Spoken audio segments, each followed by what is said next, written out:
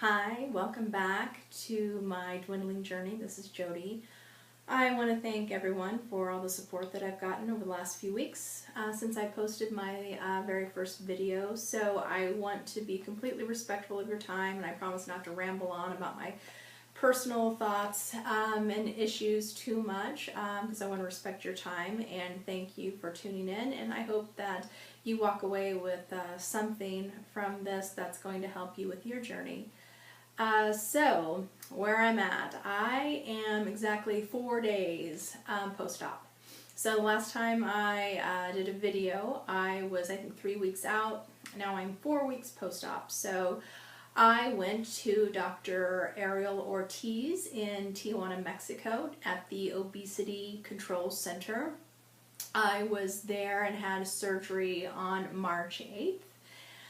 So my stats as of today, and keep in mind, you really probably shouldn't weigh yourself right after surgery because you're going to have a lot of water retention, some puffiness, and bloating. But just to kind of give you an idea, my highest weight was, when I first started this particular journey, was 202. And then my surgery weight was 189.2. And at that point I was 44% body fat, which that's astounding. Totally hate that, but I had a 34 BMI. So those statistics are a little hard to swallow, but that's where they are. And so with that, I'm considered a low BMI, so I was not going to qualify in the United States to have the surgery. And even if I did qualify, my maximum out-of-pocket was going to be more than what I was going to pay in Mexico. I did a lot of research. I spent a year doing a shit ton of research to make sure that I was making the best decision. And then, of course, having to tell people, I didn't tell a lot of people, but convincing my husband that I wanted to go to Tijuana, Mexico for bariatric surgery, that was a hard sell. But no matter what, even if Dr. Ortiz was in the United States, I would have gone to him anyway because he is really great. But I'll talk a little bit about that. Today I'm going to do actually 2 videos. This first part is going to be really talking about what I did to get prepped for surgery and all the vitamins that they recommend from the Obesity Control Center. So let me just dive right in. So one of the first things that they're going to tell you to do is get online, and you're going to want to order Vitalith, which is a company that they highly recommend because it doesn't have all of the bad, nasty byproducts within their protein powders. And also they put you on a full regimen of vitamins, which you want to start a minimum of 2 weeks out before surgery. So the vitamins that they have you on is a once a day vitamin. So you're going to take that once a day. Then you're also going to be on a B12 liquid. So you're going to take a full vial of this every morning. And it actually tastes like cranberries, which I actually liked. So you take that. Then you also are on an acidophilus, which with that you're going to use 1 teaspoon, and I was putting it in my protein drink in the morning. And then you're also going to take Leposolve, and you're going to take that 3 times a day with meals. So that's got green coffee bean and kombucha in it. So that helps to move things along within your system, helps you shed the pre-weight pounds that they want you to take off.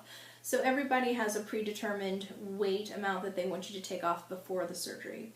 So for me, I needed to get down to 192, which I was so excited to get weighed in the day of my surgery to find out that I was 189.2. So I accomplished that. But you're going to want to drink a lot of water going through the liquid phase. So 2 weeks out, not only are you doing those vitamins, but then you're also doing 2 shakes a day and as many mini cups of vegetables as you want, green leafy vegetables, and then give you a very long list of what those vegetables can entail. So you're going to do that 2 weeks for 2 weeks out to help you shed those pounds, get your liver reduced. So they want to reduce the inflammation within your liver. So because they're actually going to pick it up, move it around during the surgery, so they want to make sure that it's in its optimal health. Then 48 hours prior to your surgery, then you're going to go on all liquids. So you're going to continue your proteins, but then you can add broth, which I got a really good bone broth before I even started this, so I was able to drink that throughout the whole 2 weeks, and especially the 48 hours before going into surgery. Then 6 o'clock before your surgery, then you're going to fast. So for those 48 hours, that's when a lot of times you're going to be traveling to your surgical center. For me, it was in Tijuana, Mexico. I live in Tucson, Arizona, so I drove to San Diego, and then from San Diego they transported us down to the surgical center, or actually to the resort, the Marriott is where we stayed at. So that's kind of how you prep. They're also going to have you get the deep lung exerciser. I got this one on Amazon, and I'm going to try to stop saying because that's so rude. I got this one on Amazon for about $8. It's really easy to use, but you're going to use this 3 times a day, morning, noon, and night, and you're going to do deep breathing exercises. This is going to help your lungs. But you also want to take this with you to your surgical center, because afterwards, sometimes it feels like you've got a little bit of congestion in your chest. You don't really, but it may feel that way, and your throat feels like you've got a little bit of gunk in your throat. So this helps to clear that out really quickly. So you're going to want to use this when you're there. So some of the things that I did that they did not talk about at OCC, some of the things that I wanted to do to prepare for surgery. So some things that you may want to consider packing if you're going to be traveling out of the country to have your surgery done.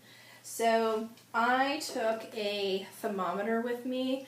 So because one thing that they talk about is that if your temperature goes over 100 degrees, that you're going to want to call them. And I was like, well, how am I going to know if I'm not taking my temperature? So I took a thermometer with me, a little digital thermometer, very easy. And I actually used it a couple times while I was there. Not that I was feeling ill per se, but I just kind of wanted to monitor it. So I would highly, highly recommend taking a thermometer, which was...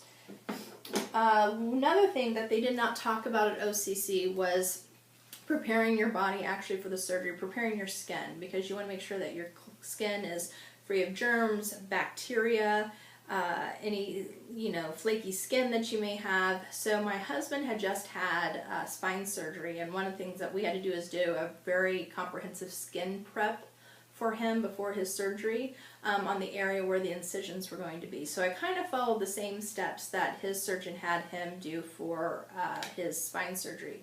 So what I got, and you can get this at any Walgreens, CVS, Walmart, wherever you like to go. This is called HepaCleanse, and basically what this does is this removes all bacteria, germs from the skin. So what you want to do is the morning of your surgery, you're going to want to go ahead and take a shower just like normal. You're going to want to use a antibacterial bar soap and use that all over your body just like normal. Then you're going to want to use this, and you're going to want to apply this while you're outside of the water. So I kind of just backed away from the water stream. Put this in your hands, and you're going to want to put this directly onto your stomach. I went from my chest all the way down to my hips. You do not want to use this on your privates. You do not want to get this in your eyes. You do not want to get this in your ears. You do not want to get this in your mouth. This is specifically for your skin. So keep that in mind as you're using this. So you're going to want to scrub the areas where your incisions are. So I did not know where my incisions were going to be, so I have actually one right here, the upper part of my abdomen, and then I have 4 straight across where my belly button is. So you're going to want to scrub with this. Just use your hands, get in your belly button, really rub, and then rinse it off. And that should help cut down on germs or bacteria, anything that's living on the skin that could be a infection source. So they did not recommend, it's not like they did not recommend, but this is something they didn't talk about at OCC in any of the literature that we got. But I did this just to get prepared. So another thing that you're going to want to consider is this was something, electrolyte drink, that I got while I was in Mexico. This stuff is fantastic. It's going to help keep you hydrated. I would highly recommend getting this the day before your surgery. So depending on when you get to your surgical center, or if you're going to Mexico, or even if you're going to the United States, I have not been able to find this in the United States at like a Walgreens or CVS or even GNC, but I was able to find it on Amazon. So I ordered a couple cases of this on Amazon once I got home. But this is in every Walmart in Mexico, and so you're going to find it in your pharmacy section. If you're happy to go to Tijuana and you're using OCC, you're going to be staying at the Marriott. Right next to the Marriott, within a 5-minute walk, is a Walmart. So you can actually go before your surgery. I actually went and walked to Walmart the day after my surgery and didn't have any problems. It was really good and really nice to get out and about.